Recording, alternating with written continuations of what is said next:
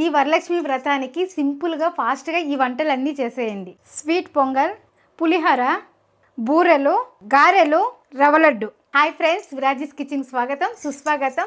ఈరోజు మనం బిజీ పీపుల్కి వరలక్ష్మి వ్రతానికి ప్రసాదాలు చేసి చూపిస్తున్నానండి. ఈజీగా ఫాస్ట్గా టేస్టీగా అవుతుందండి. నేను చెప్పే ప్రాసెస్లో చేశారంటే అసలు మనం ఇంత వంట చేస్తామని అనిపించదండి, అంత ఈజీగా అయిపోతుంది. ఇంకెందుకు ఆలస్యం, మాట్లాడుతూ చూసేద్దాం రండి. ఈ వీడియో పూర్తిగా చూడండి. ఈ వీడియో కనుక నచ్చినట్లయితే ఒక లైక్ చేయండి, అలానే హైప్ చేయండి. ముందుగా మనం తీపితో ప్రారంభిస్తామండి. అదే అండి తీపి పొంగల్ చేస్తున్నాం. దానికి కావాల్సిన పదార్థాలు చూద్దాం. 1 కప్పు బియ్యం, 1/4 కప్పు పెసరపప్పు, 3 యాలకులు, అలాగే డ్రై ఫ్రూట్స్ తీసుకున్నామండి. బెల్లం అండి, మీరు స్వీట్ చూస్ చేసుకోండి. ఇక్కడ నేను 1.25 కప్పు తీసుకున్నాను కదండి, దానికి 1.25 కప్పు బెల్లం వేస్తున్నాను. అలాగే ద్రాక్ష, జీడిపప్పు, ఎండు కొబ్బరి, దీంతో పాటు నెయ్యి, పాలు అండి. అది ఎప్పుడు వేయాలనేది నేను చెప్తానండి. మనం టైం సేవ్ చేయాలి కదండి, కాబట్టి ముందుగానే బూరెలకి గారెలకి నానబెట్టేసామండి. 4 గంటల ముందే బియ్యం 1 గ్లాసు, ఉద్దిపప్పు 1/4 గ్లాసు నానబెట్టానండి. అలాగే పచ్చని పప్పు కూడా ఒక అరగంట ముందర నానబెట్టానండి. ఇప్పుడు ఉడకపెట్టుకుంటాం కదా, కాబట్టి అరగంట ముందు నానబెట్టుకుంటే సరిపోతుంది.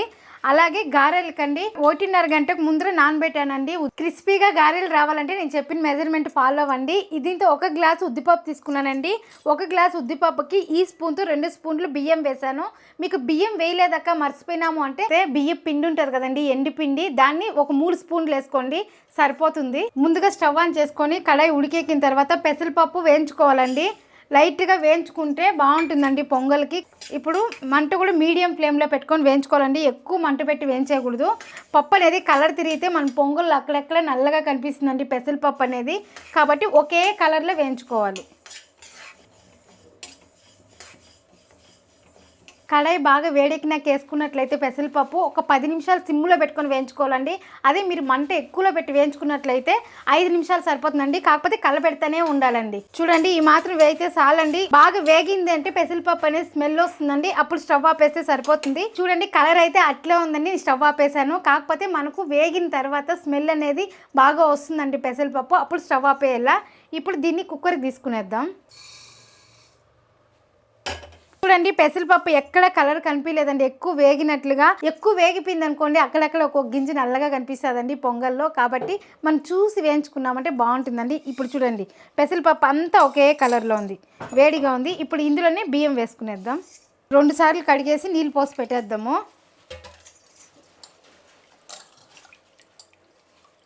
ఒకటి 1/4 కప్పు తీసుకున్నామండి మొత్తము బియ్యము పప్పు కలిపి. మెజర్మెంట్ నీళ్ళండి 4 కప్పులు వేస్తున్నాను. నీళ్ళు సాలకపోతే మళ్ళీ కూడా వేసుకోవచ్చండి. 1 2 3 4. కుక్కర్ మూత పెట్టేసి విజిల్ పెట్టుకుందాము. 3 విజిల్ పెట్టుకున్నామంటే సరిపోతుందండి. రవ్వ లడ్డుకి పొంగల్ కండి పాలు కాంచి పెట్టుకున్నామంటే రవ్వ లడ్డు పట్టేటప్పుడు పాలు వేడిగా ఉంటే ఉండ చేసే కవదండి, చల్లగా ఉండాలి పాలు, కాబట్టి పాలు కాంచి చల్లారి పెట్టేద్దాం. కుక్కర్ విజిల్ వచ్చే లోపల మనకు రవ్వ లడ్డు ప్రిపేర్ చేసుకుందామండి. ఈ కప్పు మెజర్మెంట్తో రవ్వ లడ్డు చేస్తున్నామండి. 1 కప్పు సూజీ రవ్వ, మన మామూలు ఉప్మా చేస్తాం కదండి, ఆ రవ్వ తీసుకున్నానండి. 1 కప్పు చక్కెర, రవ్వ ఎంత తీసుకుంటామో అంత చక్కెర తీసుకోవాలి. ఇదే కప్పు మెజర్మెంట్తోనే 1/4 కప్పు ఎండు కొబ్బరి, నెయ్యి, ద్రాక్ష, జీడిపప్పు, యాలకుల పొడి. ఇక్కడ మనం పాలు కూడా కాంచుకుంటున్నామండి. పాలు చల్లారాలి కదా, కాబట్టి పాలు కాంచినాక చల్లారి పెట్టేసినామంటే మన రవ్వ లడ్డుకి అన్ని వేయించుకునేసినామంటే ఉండలు చేసేదండి. ఈజీ ప్రాసెస్ అండి రవ్వ లడ్డు. చాలా మందికి ఇష్టము, కాకపోతే చేసే తెలియకుండా చేసుకోకుండా ఉంటారు కదా. నేను చేసే మెజర్మెంట్తో చేశారంటే రవ్వ లడ్డు మళ్ళీ మన ఇంట్లో వాళ్ళు అడిగి చేసుకుంటారండి, అంత బాగుంటుంది. పాలు చల్లారి పెట్టుకునేద్దామండి రవ్వ లడ్డుకి.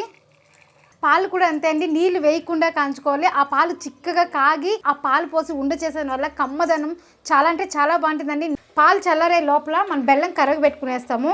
ఎందుకంటే పొంగల్లో మనం అలానే వేస్తే కరగదండి. బెల్లము కరగపెట్టుకొని పోసేదాని వల్ల పాకం లాగా వస్తుందండి బెల్లము, కాబట్టి పొంగల్ కూడా టేస్ట్గా ఉంటుంది. కాబట్టి నేను ఎప్పుడు చేసినా బెల్లం ఇలా కరగబెట్టే పోస్తాను. మీరు నీళ్ళు చూసి వేసుకోండి.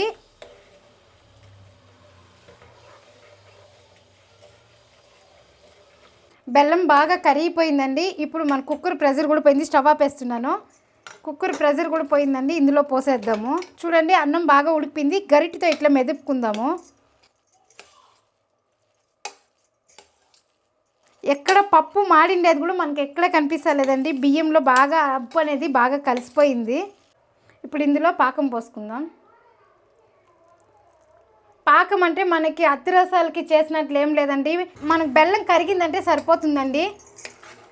మీరు ఒకవేళ ఎక్కువ బెల్లం వేసి కరగ పెట్టేసినారు అన్నట్లంటే ఇట్లా కలబెట్టేటప్పుడు మనకు తెలుస్తుందండి బెల్లం అనేది ఈజీగా అయిపోయింది. చూసారండి మన తీపన్నం అనేది.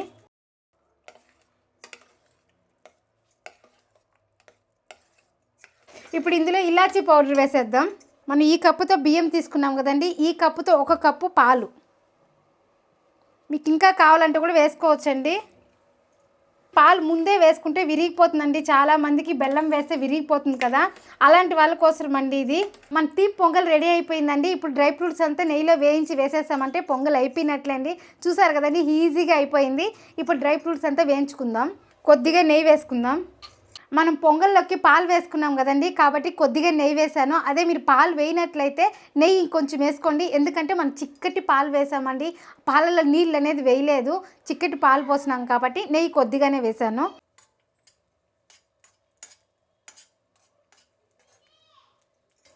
డ్రై ఫ్రూట్స్ వేయించుకునేటప్పుడు మంట సిమ్ములో పెట్టుకొని వేయించుకోవాలండి. ద్రాక్ష అనేది ఇలా బెలూన్ లెక్కలో ఉబ్బాలండి, అప్పుడే బాగా వేగినట్లు. ఇప్పుడు స్టవ్ ఆపేస్తున్నాను. ఇప్పుడు పొంగల్లో వేసేద్దాం. అంతే అండి, మన తీపి పొంగల్ రెడీ అయిపోయిందండి. ఎంత ఈజీగా అయిపోయిందండి, అసలు చేసినట్లు కూడా లేదు, అంత ఈజీగా అయిపోయిందండి. ఏంది అక్క పొంగల్ ఇంత పలుచగా చేసింది అనుకుంటా ఉన్నారేమో, కాకపోతే మనకి చల్లారి నాకు కూడా పొంగల్ అనేది సాఫ్ట్గా ఉంటుందండి. అదే మీరు చేసేటప్పుడే కొంచెం గట్టిగా చేశారనుకోండి, తినేటప్పుడు పెళ్ళలుగా ఉంటుందండి. అట్లా ఉంటే ఇష్టపడరు చాలామంది. ఇలా పెట్టినారనుకోండి, మీరు పొద్దున్న చేసినా కూడా వరలక్ష్మి వ్రతం రోజు పసుపు కుంకుమకి వస్తారు కదండి, అప్పుడు మీరు కొద్దిగా కప్పుల్లో వేసినా కానీ ఆస్వాదిస్తూ తింటారండి. అంత బాగుంటుంది ఈ పొంగల్ అనేది.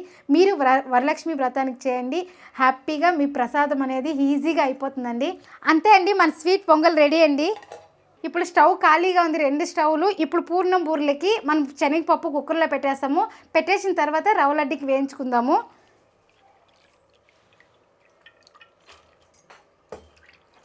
ఇది కూడా అంతే అండి, 1 గ్లాసుకి 2 గ్లాసులు నీళ్ళు పెట్టినామంటే కరెక్ట్గా ఉంటుందండి. ఎందుకంటే పప్పు మనం ముందే నానపెట్టాం కదా, కాబట్టి 1 2. ఇప్పుడు ఇది 3 విజిల్లు వస్తే సరిపోతుందండి. రవ్వ లడ్డుకి స్టవ్ ఆన్ చేసుకుని కళాయి పెట్టుకున్నామండి. ఇందాకే మనం పొంగల్కి వేయించాం కదండి డ్రై ఫ్రూట్స్, అదే పెట్టుకున్నాను. ఇందులో నెయ్యి వేసుకుందాము. కొంచెం నెయ్యి ఎక్కువే వేసుకోవాలి, ఎందుకంటే రవ్వ ఇందులోనే వేయించుతాం కాబట్టి నెయ్యి కొంచెం వేసుకోవాలి. జీడిపప్పు ఇలా చిన్నగా వించుకోవాలండి, ఎందుకంటే మనకి ఉండకి రాదు కాబట్టి ఇలా ఇంచుకుంటున్నాము. ఇలానే వేసినామంటే ఉండ అనేది ఇరిగిపోతుందండి, కాబట్టి ఇలా తుంచుకోండి. నెయ్యి వేడెక్కిన తర్వాత ముందుగా డ్రై ఫ్రూట్స్ వేసుకుందాం. ఈ మాత్రం వేగితే చాలండి. ఇప్పుడు రవ్వ వేసుకుందాము.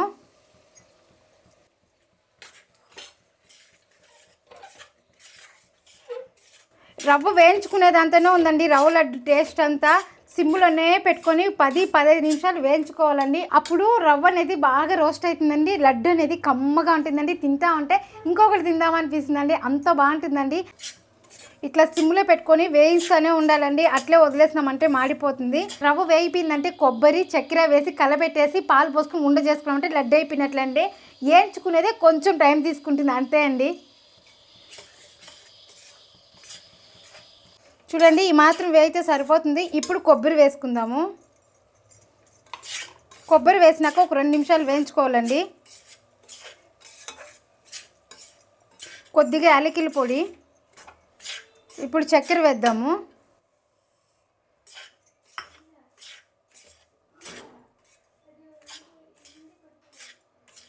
ఇప్పుడు స్టవ్ ఆఫ్ చేస్తున్నామండి. ఇప్పుడు దీన్ని బాగా మిక్స్ చేసుకొని ఒక ప్లేట్లో తీసుకునేద్దాం.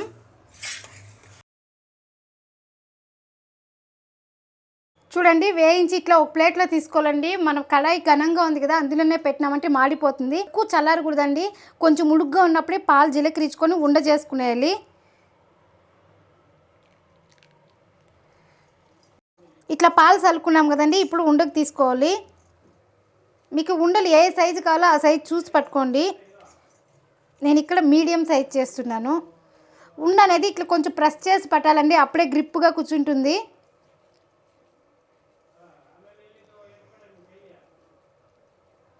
అంతే అండి, మన రవ్వ లడ్డు రెడీ. ఇప్పుడు దీన్ని ఆరపెట్టుకోవాలండి. ఇట్లా ప్లేట్లో పెట్టి ఆరపెట్టేసి ఒక బాక్స్కి స్టోర్ చేసుకున్నామంటే 1 వారం అట్లా ఉంటుందండి. అంతే అండి, ప్రతి ఒక్క ఉండ పాలు జీలకరించుకొని ఉండ చేసుకునేదే అండి. ఇలా ప్రెస్ చేయకపోతే ఉండ అనేది ఇరిగిపోతుందండి, కాబట్టి ఇట్లా ప్రెస్ చేసి తీసుకోవాలి. ఫస్ట్ టైం నాకు వచ్చేది కాదు, మళ్ళీ నేను నేర్చుకున్నాను. అంతే అండి, దేవుడికి నైవేద్యంగా రవ్వ లడ్డు రెడీ. బూరెలకి పప్పు కుక్కర్లో పెట్టాం కదండి, ప్రెజర్ పోయింది, చూద్దాము. అలాగే చల్లారి పెట్టేద్దాం. చూడండి పప్పు బాగా మెత్తగా ఉడికిపోయిందండి. ఇప్పుడు ఇది చల్లారి నుంచి మిక్సీ పట్టేద్దాము. పప్పు నానబెట్టి కుక్కర్ పెట్టినాం కాబట్టి మేము 1 గ్లాసుకి 2 గ్లాసులు నీళ్ళు పోసాం కదండి, ఎక్కువైంది, కొంచెం తీయేసాను. మీరు ఎండి పప్పు అయితే 2 గ్లాసులు పెట్టండి.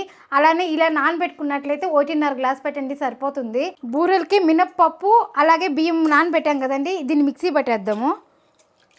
మనకు అక్కడ చల్లారుతూ ఉంటుంది కదా, టైం వేస్ట్ చేయకూడదండి. ఆ టైంలో మనం ఇది మిక్సీ పట్టేసినామంటే చల్లారిపోతే అది పట్టేస్తాం.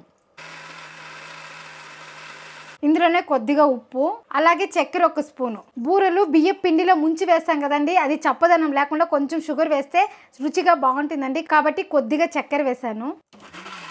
చూడండి ఈ మాత్రం చేసుకుంటే సరిపోతుందండి. నిండా మెత్తగా వద్దు, అట్లా బరకగా వద్దండి, ఈ మాత్రం ఉంటే సరిపోతుందండి. దీన్ని ఒక బౌల్లోకి తీసుకునేస్తాము. ఇప్పుడు ఇదే మిక్సీ జార్లోనే గారెల పిండి కూడా వేసుకునేద్దాం.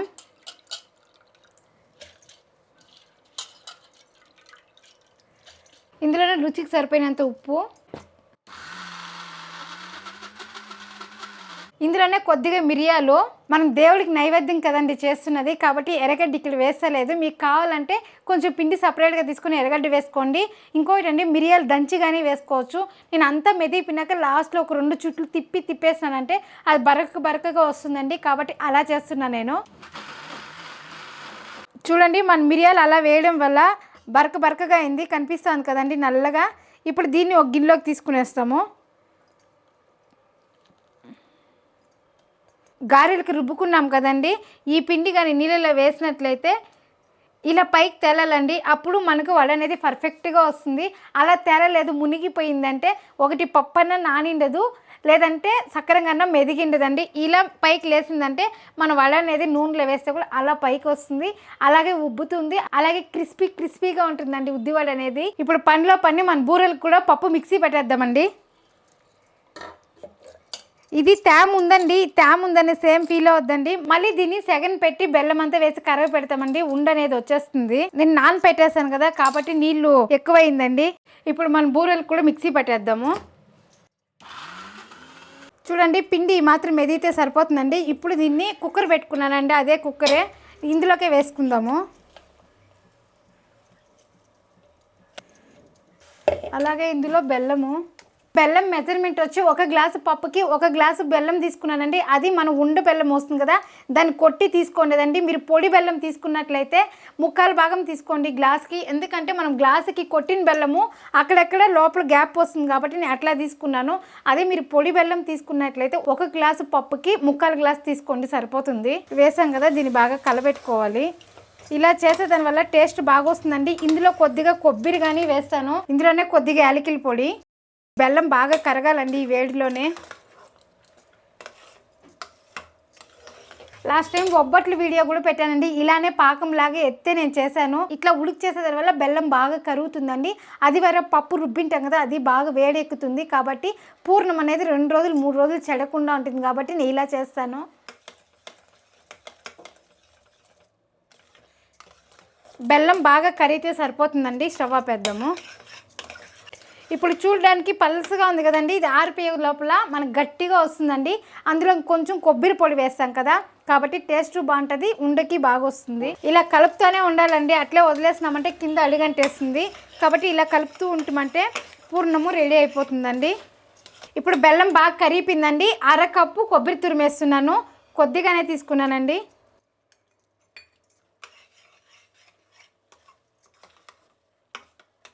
ఇప్పుడు స్టవ్ ఆపేసినానండి. ఇది బాగా చల్లారినాక మన పూర్ణం అనేది పక్కంగా వస్తుందండి. మన గారెలకి పిండి రెడీ అయిపోయిందండి. ఇందులోనే మిరియాలు వేసాం కాబట్టి దంచి వేసే పని కూడా లేదు. ఇప్పుడు దీనికి కొద్దిగా పచ్చి కొబ్బరి, ఇది కూడా చిన్న పీసులుగా కట్ చేసి వేస్తున్నానండి. అలాగే అల్లం కూడా చిన్న ముక్కలుగా కట్ చేసి వేసినాను. మీకు గట్టిగా ఉందనిపిస్తే కూడా కొంచెం నీళ్ళు వేసుకోండి. మీరు తట్టి వేసేటప్పుడు తేమ చేసుకున్నారంటే చేతికి ఎక్కడ అంటుకోదండి, షేప్ అనేది బాగా వస్తుంది. ఇప్పుడు గట్టిగా ఉందండి, నేను కొద్దిగా నీళ్ళు వేస్తున్నాను. చూడండి కొద్దిగా వేస్తున్నాను. చాలా గట్టిగా ఉంటే కూడా ఉద్దివడ అనేది క్రిస్పీగా రాదండి. కొంతమందికి ఏం తెలుసా అండి, నీళ్ళు ఎక్కువ వేస్తే మాకు తట్టడం రాదు అంటారు కదా, అలాంటి వాళ్ళు లాస్ట్ వీడియోలో ఉందండి ఉద్దిపప్పు వడ చేసినదే పెట్టినాను. అందులో చూడండి నేను ఎట్లా వేయచ్చు అనేసి ఉద్దిపప్పు వడ తట్టి వేయని వాళ్ళు కూడా ఈజీగా వేసేలాగా చూపించినాను. దాంతో చూడండి, మీరు చూడండి పిండి ఇట్లా ఉండాలండి. ఈ మాత్రం ఉంటేనే ఉద్దిపప్పు వడ అనేది క్రిస్పీగా వస్తుంది. ఆయిల్ వేడెక్కిందండి. ఇప్పుడు వడలు వేసుకునేస్తాము. ఇట్లా తమలపాకు ఉంటే తీసుకోండి. మీరు ఇట్లా తమలపాకు తీసుకొని మీకు ఎంత షేప్ కావాలో అంతే ఉండ తీసుకోండి. పెద్దదిగా కావాలంటే హోటల్లో పెద్దదిగా వస్తుంది కదా, అంతకంటే కొంచెం పెద్దగా తీసుకోండి. ఇలా తీసుకున్న తర్వాత ఇలా పెట్టేసినామా,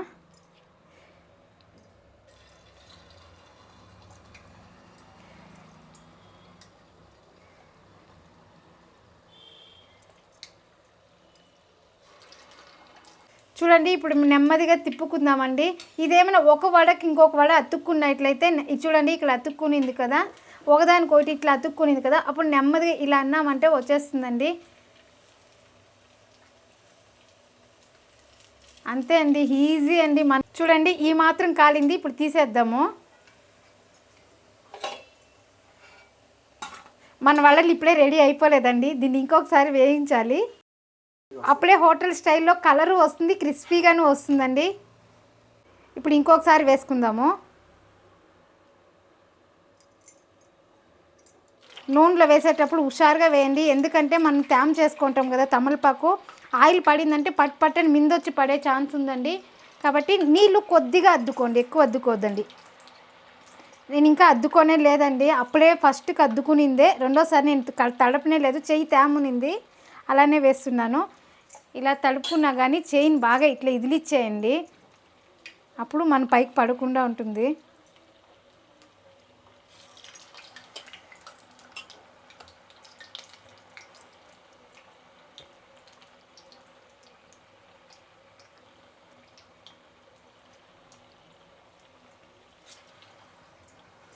చూడండి ఈ వడలు కూడా ఆ మాత్రం కాలింది కదా, ఇప్పుడు ఇవి కూడా వేద్దాము. ఇప్పుడు అన్నీ ఒకే పరి డీప్ ఫ్రై చేసుకుందామండి. నేను ఫస్టే తక్కువ వేసినానండి వడ, ఎందుకంటే మళ్ళీ రెండోసారి వేసింది ఫస్ట్ సారి వేసింది తీసేస్తాం కదా బిన్నె, అవి వేయాలి కాబట్టి నేను 5 వడలే వేసాను. అదే ఎక్కువ వడలు వేసినామంటే రెండోసారి వేసినామంటే వేగదండి, కాబట్టి తక్కువే వేసుకున్నాను ఫస్ట్లో. ఇట్లా వేసేదానివల్ల మన గ్యాస్ సేవ్ అవుతుంది, అలాగే ఫాస్ట్లోనూ వడలు అయిపోతాయండి. ఇప్పుడు అర్ధం వేగినట్లండి మన వడలు, ఇంకా అర్ధ భాగం వేగాలి. చూడండి ఈ మాత్రం కాలింది, ఇప్పుడు తీసేస్తామండి.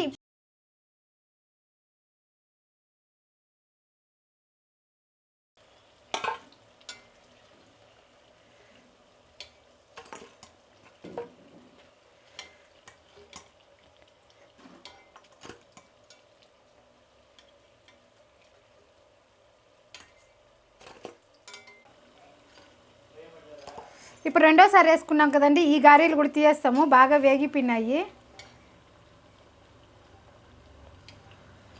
గారెలు అయిపోయినాయండి, ఆ నూనె అట్లానే వేడిగానే ఉంది. సిమ్లో పెట్టేసి మనం బూరెలు వేసుకుందాము, అలాగే టైము సేవ్ అవుతుందండి. చూడండి పిండి ఫస్ట్లో బాగా పల్సగా మెత్తగా ఉన్నిందండి, ఇప్పుడు మన ఉండకి ఎలా అయితే కావాలో ఆ టైప్లో వచ్చిందండి. మన ఉండలు కూడా చూసి పట్టుకోవాలి, ఎందుకంటే బూరెలు కదా వేస్తున్నది, ఇది బాగా ఉబ్బుతుందండి, కాబట్టి కొంచెం చూసి పట్టుకుందాము. మీకు ఏ సైజులో కావాలో ఆ సైజులో చూసి పట్టుకోండి. పిండి అయితే నేను అప్పుడే కలిపిన పిండే ఉంది, అప్పుడే మిక్సీ ఎలా అయితే పట్టానో అలానే పెట్టిండానండి. వంట సోడా కానీ ఈనో కానీ ఏమీ వాడలేదండి, అట్లానే వేస్తున్నాను.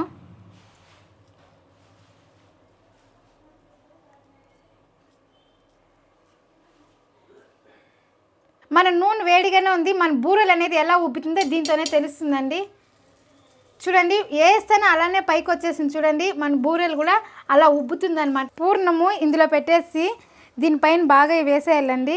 ఇప్పుడు ఇలా తీసుకున్నాక ఇలా కొట్టేసి, మామ చెప్పిస్తున్నారండి దీన్ని.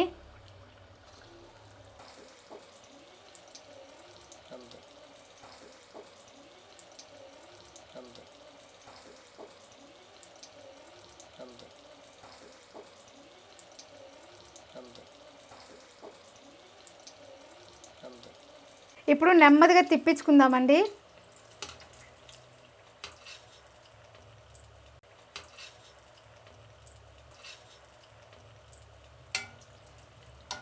చూడండి చూడండి బూరెలు కూడా మంచిగా రౌండ్గా కలర్ వస్తున్నాయండి. ఇలా రావాలండి.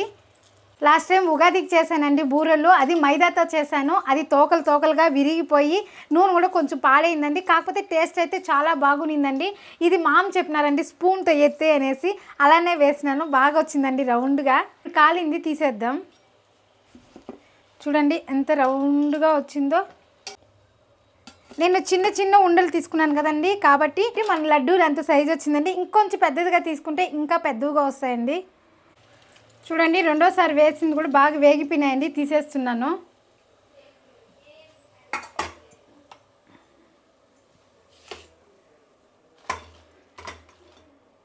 బూరెలు కూడా చాలా పర్ఫెక్ట్గా రౌండ్గా వచ్చాయండి. బూరెలు కూడా రెడీ అయిపోయినాయి.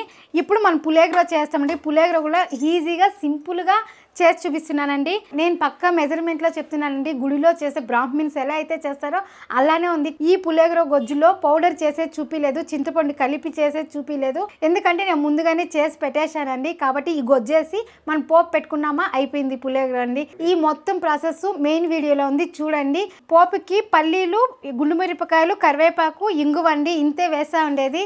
ఇక్కడ శనగపప్పు, ఉద్దిపప్పు కూడా ఈ పులిహోరకి వాడారండి. కాబట్టి నేను వేస్తా లేదు. పోపుకి నూనె, ఆయిల్ వేడెక్కింది, పల్లీలు వేసుకుందాం.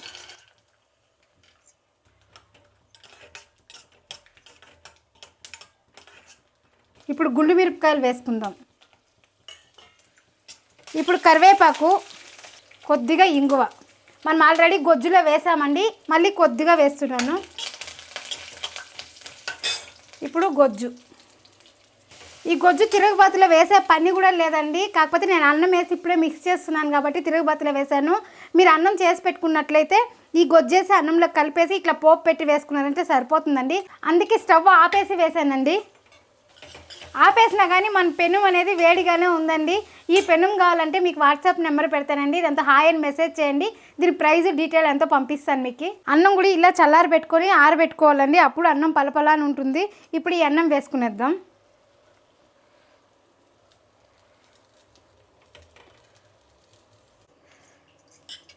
కలర్ కూడా సూపర్గా వస్తుందండి ఈ పులిహోర. ఎందుకంటే మనం కాశ్మీర్ మిరపకాయలు వేసాం కదా, కలర్ బాగుంటుంది. దేవుడికి నైవేద్యంగా చాలా మంచి కాంబినేషన్ అండి పులిహోర. ఇప్పుడు కడాయి కొంచెం ఉడుకు తగ్గిందండి. ఇప్పుడు కలిపేస్తున్నాను చేతిలోనే. ఉప్పు అనేది నేను గొజ్జులోనే వేసేస్తున్నానండి, కాబట్టి ఇక్కడ ఉప్పు వేయలేదు.